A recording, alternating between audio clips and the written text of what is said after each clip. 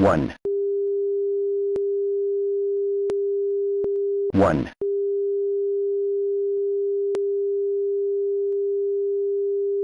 1 1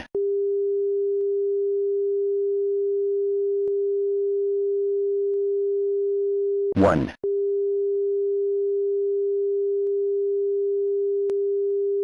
1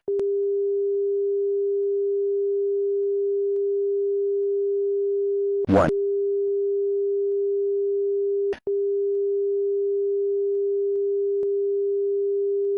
1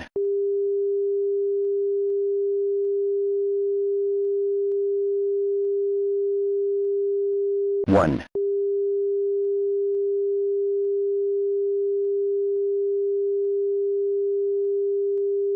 1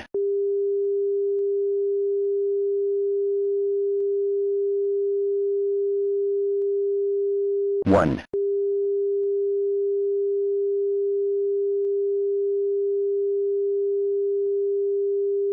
1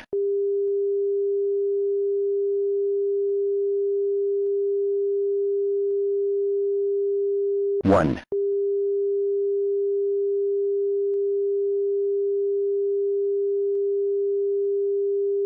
1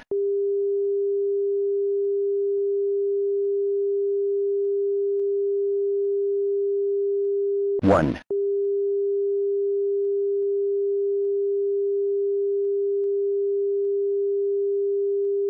1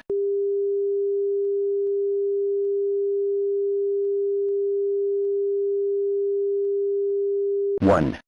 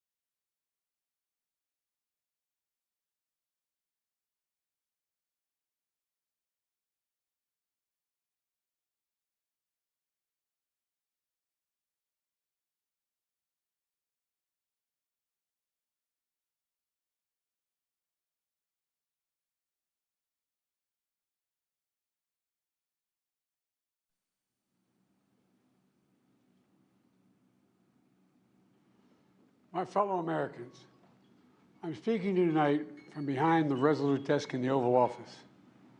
In this sacred space, I'm surrounded by portraits of extraordinary American presidents. Thomas Jefferson wrote the immortal words that guide this nation. George Washington, who showed us presidents are not kings. Abraham Lincoln, who implored us to reject malice. Franklin Roosevelt, who inspired us to reject fear. I revere this office, but I love my country more. It's been the honor of my life to serve as your president. But in the defense of democracy, which is at stake, I think is more important than any title. I draw strength and I find joy in working for the American people. But this sacred task of perfecting our union is not about me. It's about you, your families, your futures. It's about we, the people. We can never forget that. And I never have. I've made it clear that I believe America is at an inflection point. One of those rare moments in history when the decisions we make now will determine our fate of our nation and the world for decades to come. America's going to have to choose between moving forward or backward, between hope and hate, between unity and division. We have to decide, do we still believe in honesty, decency, respect, freedom, justice, and democracy? In this moment, we can see those we disagree with not as enemies, but as fellow Americans. Can we do that? Does character in public life still matter? I believe I know the answer to these questions because I know you, the American people. And I know this, we are a great nation because we are good people. When you elected me to this office, I promised to always level with you, to tell you the truth. And the truth, the sacred cause of this country is larger than any one of us. And those of us who cherish that cause, cherish it so much, a cause of American democracy itself, must unite to protect it. You know, in recent weeks, it's become clear to me that I need to unite my party in this critical endeavor. I believe my record as president, my leadership in the world, my vision for America's future, all merited a second term. But nothing can come in the way of saving our democracy. That includes personal ambition. So I've decided the best way forward is to pass the torch to a new generation. That's the best way to unite our nation. You know, there is a time and a place for long years of experience in public life. There's also a time and a place for new voices, fresh voices, yes, younger voices. And that time and place is now.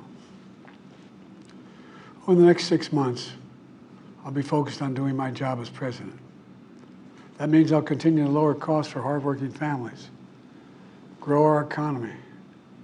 I'll keep defending our personal freedoms and our civil rights, from the right to vote to the right to choose. I'll keep calling out hate and extremism.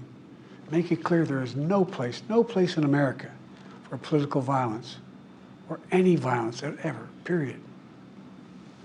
I'm going to keep speaking out to protect our kids from gun violence, our planet from climate crisis that is the existential threat.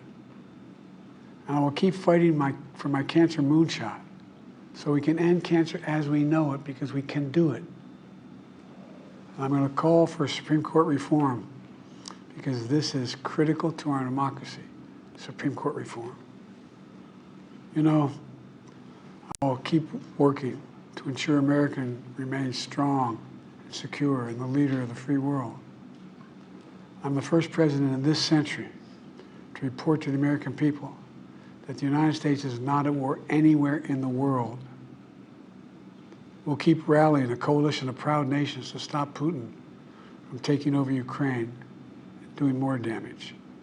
We'll keep NATO stronger, and I'll make it more powerful and more united than any time in all of our history.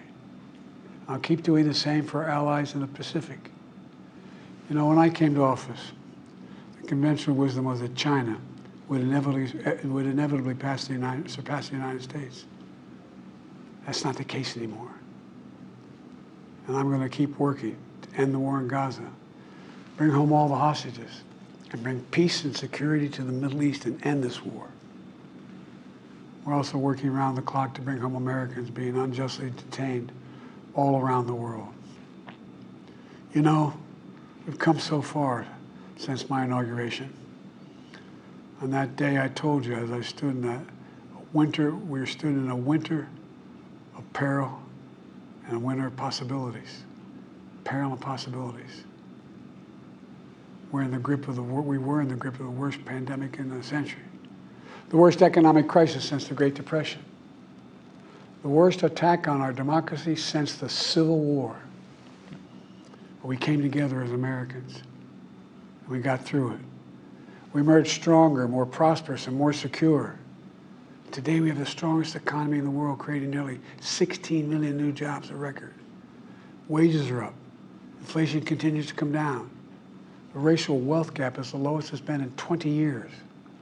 We're literally rebuilding our entire nation, urban, suburban, rural, and tribal communities. Manufacturing has come back to America.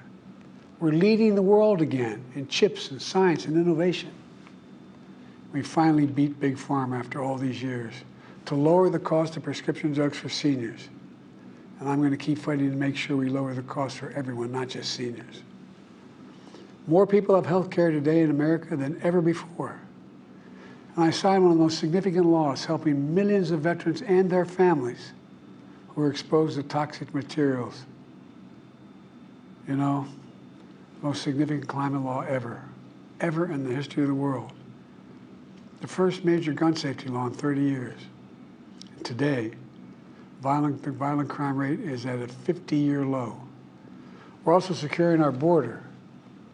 Border crossings are lower today than when the previous administration left office. I've kept my commitment to appoint the first black woman to the Supreme Court of the United States of America.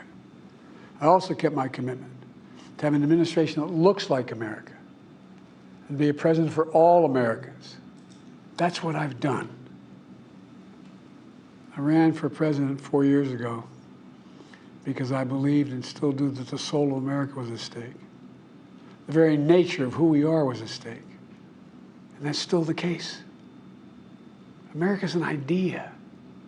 An idea stronger than any army, bigger than any ocean, more powerful than any dictator or tyrant. It's the most powerful idea in the history of the world. That idea is that we hold these truths to be self-evident. We're all created equal, endowed by our Creator with certain inalienable rights: life, liberty, pursuit of happiness. We've never fully lived up to it, to this sacred idea, but we've never walked away from it either. And I do not believe the American people will walk away from it now. In just a few months, the American people will choose the course of America's future.